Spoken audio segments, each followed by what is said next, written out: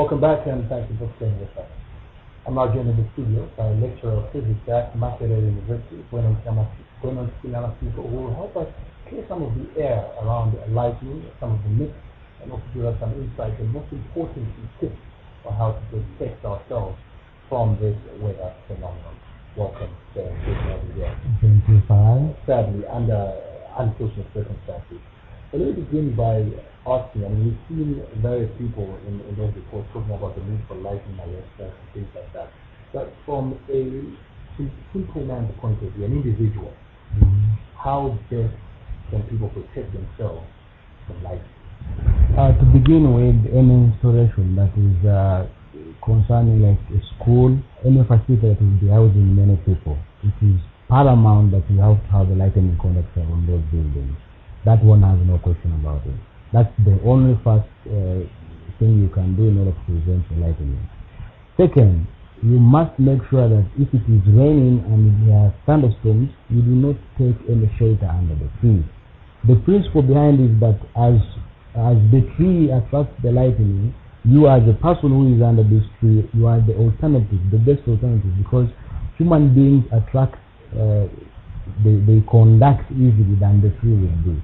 So you must make sure that you don't take shelter under the tree. Basically, as you explained to me a bit earlier, people would naturally think that if I'm under a tree, the tree is higher than me, therefore the lightning will strike. Yes, so what you're saying is the tree attracts the lightning, but because our bodies are better conductors, you become the easiest path to the ground, and of course we cannot stand a lot of a large amount of current to go through us, so we get struck. That's why these who were in the class, you are struck, and the others are injured when some of them get to die.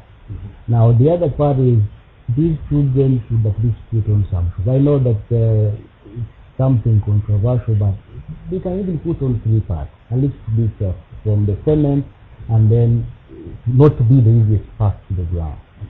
Then 3, you must make sure that if you are on an open ground like a football pitch or such a places, make sure that you crouch. You put your head in between the legs and you don't become the highest point of attraction of the light. Some people say that lie on the ground so you become the lowest point, but that's actually not you are actually becoming more conductive to the ground. You are becoming the most easiest point the lightning can, or the charge, this high charge to go through you to the earth. So you should not lie down. Make sure that you are crouching, or we can say squatting.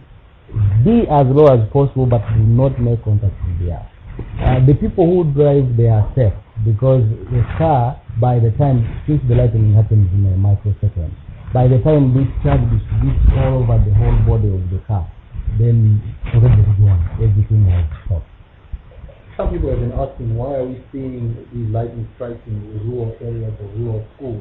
Why not in urban centers like Kampala and other places like that? Maybe explain why. Thank you. If we look at Kampala, for example, we have a lot of buildings with electrical installations, and most of the electrical installations are earth. So you have an easiest way of discharge, the discharging through earth being easily done. But if you go to your areas, for at least the 2 parts I'm very sure of Valentong and the Vidondo sub-county. They are on a bare ground, they are the only raised points. So them being the most easy way path to the ground, they are more highly susceptible to these occurrences. So if you find that the place is there, there are no trees there, and the building has no lighting conductor, these children are putting on bare feet, and they are becoming the most easiest path to the ground. That is more dangerous. For the car users, as I've said, it acts as a Faraday cage. That's why you can't listen to music from the car when all the windscreens are closed. It cancels out. That is another safety. So you are safe inside the car, not because of the tires, but because of those 2 reasons. It acts as a Faraday cage, that is a physics term, but it cancels all the charge from outside, so it can't reach inside for those parts.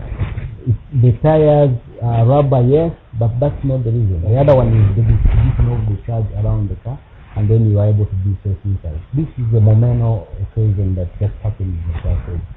So basically, to round up very quickly, best advice: don't take shelter under trees. be indoors, preferably in an area that has a lighting arrest. Yes. Put on rubber-soled shoes if you're caught in an open area. Yes. Squat, but do not lie on the Do ground. not touch on the ground. And then if you are inside, avoid using the wired telephone inside. If you are to make a phone call, if it is a must, use a mobile phone or cordless phone, like a teleserver. Do not use, because the lightning is susceptible to go through the telephone line and cause a stringent, or we can say spreads out more of the lines which are all across. Thank you very much, Bernard, for those hints and tips. I'm sure most of our viewers will still find them useful. And hopefully you'll be able to safeguard their lives. Thank you very much. That is Bernard Finamasiko, is the lecturer of physics at Makerere University.